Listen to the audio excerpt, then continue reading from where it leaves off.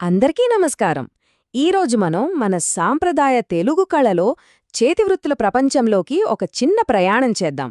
వీటి వెనుక దాగి ఉన్న అద్భుతమైన కథలేంటో కలిసి తెలుసుకుందాం. ఎప్పుడైనా ఆలోచించారా?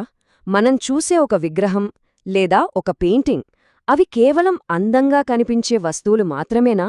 లేకపోతే వాటిలో ఏమైనా కథలు, లోతైన అర్థాలు దాగి ఉన్నాయా? అవును, ఈ ప్రశ్నతోనే మన అన్వేషణ మొదలవుతుంది. సరే, మన ప్రయాణంలో మొదటి అడుగు వేద్దాం. ఇది కేవలం కళను చూడటం లాంటిది కాదు. మన చరిత్ర, మన సంస్కృతి అనే ఇంటి తలుపు తట్టి లోపల ఏముందో అని తొండి చూసే ఒక ప్రయత్నం లాంటిది. ఈ కళ్లతో చేసే ప్రయాణంలో ఈ అద్భుతమైన కళాఖండాల అందాన్ని మనం చాలా దగ్గరగా చూద్దాం. ప్రతి సృష్టి వెనుకున్న కథ ఏంటి, దానిలోని భావోద్వేగమేంటి అనేది కలిసి అర్థం చేసుకునే ప్రయత్నం చేద్దాం. ఓకే, ఇప్పుడు అసలు పాయింట్కొద్దాం. ఈ కళారూపాలు మనకు కథల్ని ఎలా చెబుతాయి? అవి కేవలం రంగులు, రాళ్లా, లేక మనతో మాట్లాడే గాథలా? కథనాత్మక కళ అంటే నరేటివ్ ఆర్ట్.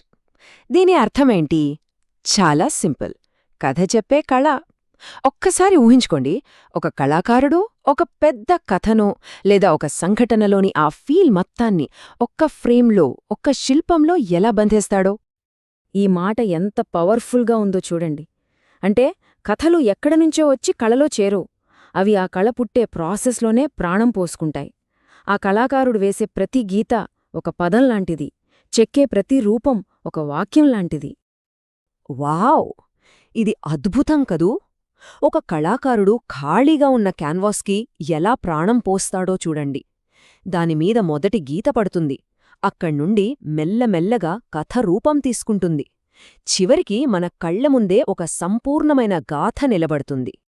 సరే, ఇప్పటిదాకా మనం ఒక్కో కళాఖండం గురించి చూశాం కదా.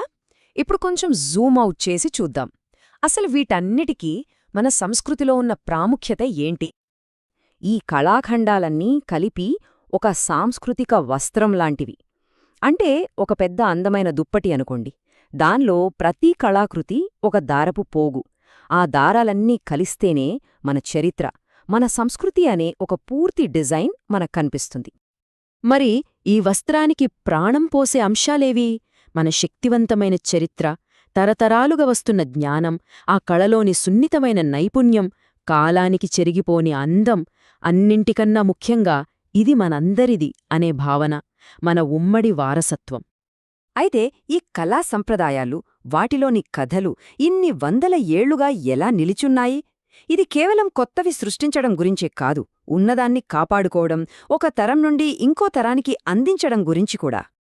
ఈ కళ యొక్క ప్రయాణం ఒక నదీ ప్రవాహం లాంటిది. ఎక్కడో ప్రాచీన కాలంలో పుట్టి, తరతరాల కళాకారుల నైపుణ్యంతో బలపడి, తన శాశ్వతమైన అందాన్ని కాపాడుకుంటూ భవిష్యత్ తరాల కోసం ఒక వారసత్వంగా ముందుకు ప్రవహిస్తూనే ఉంది. ఇక్కడ మనం గమనించాల్సిన చాలా ముఖ్యమైన విషయం ఏంటంటే, ఇది ఒక సజీవ సంప్రదాయం. అంటే బతికున్న సంప్రదాయమనమాట. ఈ కథలు, ఈ నైపుణ్యాలు ఏవో పాఠపుస్తకాల్లో మూలనపడిలేవు.